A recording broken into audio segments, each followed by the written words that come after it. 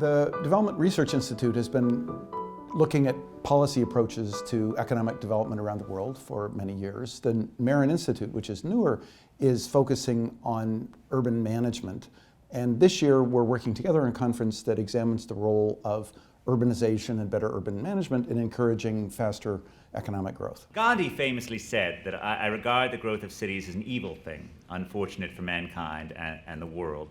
I think it goes without saying that I disagree profoundly with the great man on this one. And indeed, Gandhi's view reflects a viewpoint that is often, sadly, common in the developing world, particularly among leaders of many developing countries, who just wish that the problems of urbanization would just disappear, that somehow or other we would revert to a rural past. But I think as we look forward, the future of the developing world is urban, just as the future of cities is overwhelmingly in the developing world. Development is not about trying to prescribe when, where, and what will succeed. It's not about trying to reverse specific failures whenever they happen, but instead about letting resources flow to whatever surprising success happens. You know, we tend to think in terms of very smooth trends of the rise of a nation from poverty to prosperity. But behind that is this enormous chaos of little small units like blocks rising and falling, rising and falling, rising and falling. And you want to let both the failure and the success happen, because often, as I just was suggesting, failure is containing the roots of success. We don't have to wait for the financing for the infrastructure to make a difference in urbanization. And that the role of the government, its most important role, is not in the financing of infrastructure. You know, the only way in a market economy, the only way for poor people to live in the neighborhood they want is to outbid the rich. And they can outbid the rich only by consuming less. And that's a trade-off they can make. So if regulation prevents them from consuming less, then the regulation excludes them.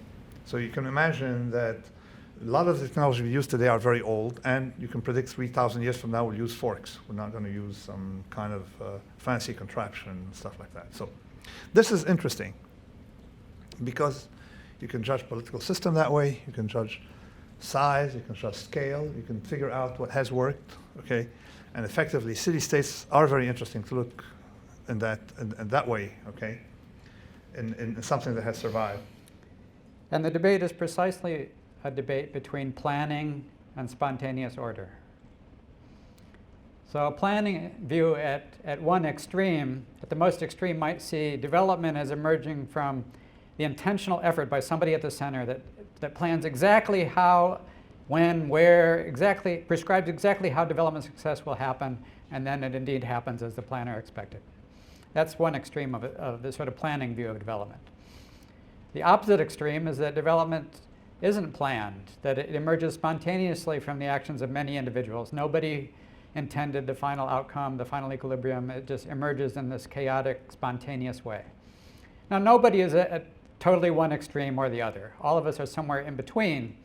And so this debate is really about how close to one pole or the other are we in seeing how development happens. What we're groping towards is the articulation of what is this middle ground where a little bit of planning protects a city from the worst outcomes of congestion, paralysis, unhealthy living conditions. What's the minimal level of planning that protects you from those bad outcomes, but yet still leaves plenty of room for that surprising, decentralized, market-led experimentation that is the ultimate source of value that we produce in our cities and in our economies?